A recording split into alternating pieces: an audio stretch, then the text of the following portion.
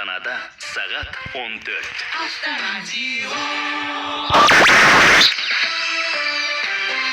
Авторадио Қазақстанның ақпарат қызметі.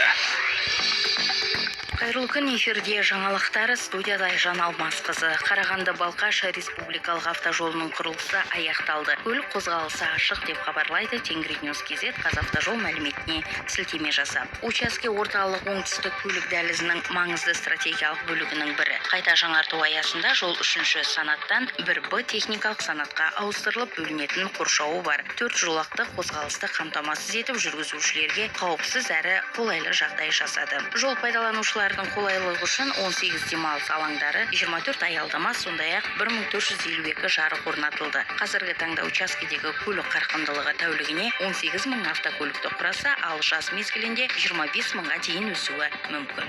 Еңбек және халықты әлеуметтік қорғау министрлігі 8 жаңа кәсіби мерекені бекіту туралы бұйрықтың жобасын жариялады деп хабарлайды Спутник Қазақстан. Бұл құжат ашық сайтында желтоқсанға дейін қоғамдық талқыға шығарылып отыр. Оған сәйкес кәсіби мерекелер тізбесі атаулы күндермен толықтырылады. Олар 28 қаңтар қаржылық мониторингі органдарының күні, шілденің 1-ші жексенбісі теңіз және өзен көлігі қызметкерлерінің күні, тамыздың 1-ші жексенбісі теміржол көлігі қызметкерлерінің күні, қыркүйектің 2-ші жексенбісі бақылау өлшеу аспаптары және автоматика саласы қызметкерлерінің күні. 2 қазан Қазақстан Республикасының техникалық және кәсіптік орта білімнен кейінгі білім беру қызметкерлері күні. Қазанның соңғы жексенбісі автомобиль көлігі қызметкерлерінің күні. 10 қараша бухгалтерлік есеп және аудит саласы қызметкерлерінің күні. 13 желтоқсан қылмыстық атқару жүйесі күні.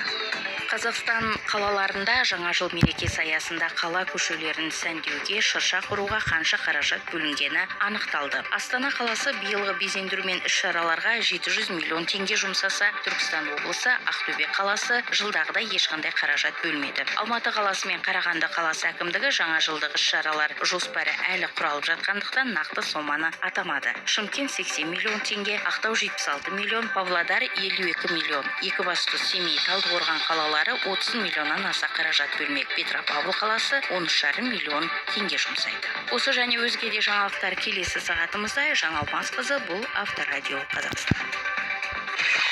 Ауа райы болжамы.